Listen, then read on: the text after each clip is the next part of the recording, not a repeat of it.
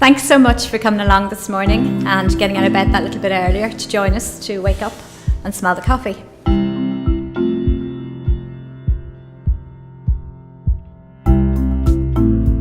Even though you've survived the recession and you've come through it, well, I won't say unscathed, but you've come through it, there's still huge price pressure on fees. What we're tending to find is law firms are so busy trying to service their clients and that they're under constant pressure to keep getting the work out there. So they're not being able to stand back and look at how can we do this more efficiently. There was a real deficit on the IT skills required to get the maximum out of your technology. Do you think commoditised legal work will become a permanent trend going forward? That was a fairly sharp response. And this is an interesting question because this is actually feeding into a global phenomenon. Has your firm prioritised its approach to improving practice efficiencies? Is your firm doing any of the following to increase legal services? So technology and shifting work to legal executives, actually both of those items are very much intertwined.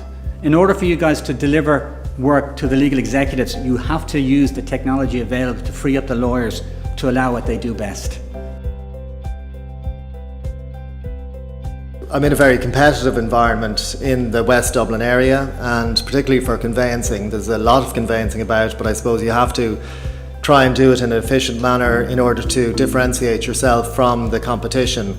I found that I needed some sort of efficiencies or to change something in order to provide an easier method of doing things. The key thing they said was that we needed a case management system. The two areas where it initially was of benefit was that we now do all our own typing, and that saved me money because I was able to reduce staff numbers by 2 or 3 people at the time. We wanted to have a system which would generate letters efficiently and easily, and so we could use them in order to make everybody more efficient. With Keyhouse, it allowed me, I started operating in a different manner. I started reviewing files more, I started reviewing solicitors more, we started having meetings, we were able to say this is the start process and this is the end process, and to try and generate things and move things in a quicker manner. I suppose with that system, it's allowed us be more efficient. The banks, EBS or Bank of Ireland or Permanent TSB, they'll ask me, will I give a talk, or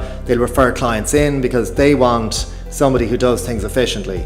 The auctioneers, they'll refer business because they want it over the line quicker. So, and then clients will come back and they'll refer other clients. So really, I suppose that's sort of a story of where technology has helped me, and Keyhouse in particular, and how the systems are driving a more efficient process and allows us to maybe concentrate on other things and allows just a systematic approach. Looking at it in terms of what we've done, we've analysed a number of firms through a skills gap analysis programme. And when we went in first, without even prompting for people to see what things, we looked at the analytics, and coming through, the lowest rating was 23% of the system was being used, up to a high of 43%. Short spurts of training now, more kind of, 2 hours, 2.5 hour kind of training sessions, and then have follow-up afterwards, right? We're even now doing one-on-one training with partners. So 15-minute slots on getting through your time recording and stuff. Word skills for secretary, even on the secretarial level, has dropped dramatically in the last 5 to 10 years. And that's because I think there's a little bit of inertia that people just assume they know it when they come in, but they just basically know about 10% of it. Matter analysis is another area that we're looking at, particularly around time recording, because time recording is becoming more a thing. We have a facility now whereby you can actually pinpoint down exactly how well you're doing in terms of your time recording and your recovery rate in terms of fees. Your accountants can tell you how much you're losing, and probably tell you how much you're losing in the conveyancing department, but they can't tell you where they're losing it. This will tell you where you're losing it, provide you your time recording. And the better your time recording is, the better likely you are to get paid. Also, the second thing is you find where the gaps are in efficiencies. every firm is extremely good. The solicitors, the partners are very good at what they do. But what the problem is today in today's society is you have to try and run it as a business as well, which is actually consuming more and more time. We use the phrase, it's hugely important that you actually take time out to work on your business as well as actually working in your business, and that differential makes a huge difference in terms of where you can take a business. And that's why the decision was made to bring it in as a CEO role. So I'm not into titles, but I think it was more a signal to the market and to the firm that we're different and we're going to do things different. And we had an intention to do it from the very top level. I think, Brian, you mentioned about change coming from the top. It has to happen at the top. Creating part of the inspiration, I always say, is you have to create a picture of what is the future going to look like, and give them a sense of, 2 years from now, 3 years from now, this is our vision for the future as a firm.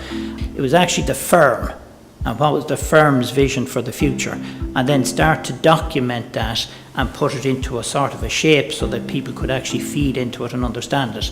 Because this thing will never be about a destination, it's always about a journey, and that journey will continue to evolve, and technology is a key enabler to that journey, and that's where Keyhouse has been an important part of the kind of the planning process then that we built into the firm. So what you have to look at, and the survey showed it here, the movement of work from partner to solicitor to legal executive has to happen, because if it doesn't happen, your cost to serve model just is absolutely out of kilter with what the market is prepared to pay. And I suppose fundamentally you needed a full alignment between the ambitions of the firm and the objective of partners, and that is always a very challenging piece to get right. So again, that honesty and that openness of conversation about what were the ambitions of the individual partners, what were the actual capabilities of those individual partners, what roles did they want to play in terms of the future model of the firm.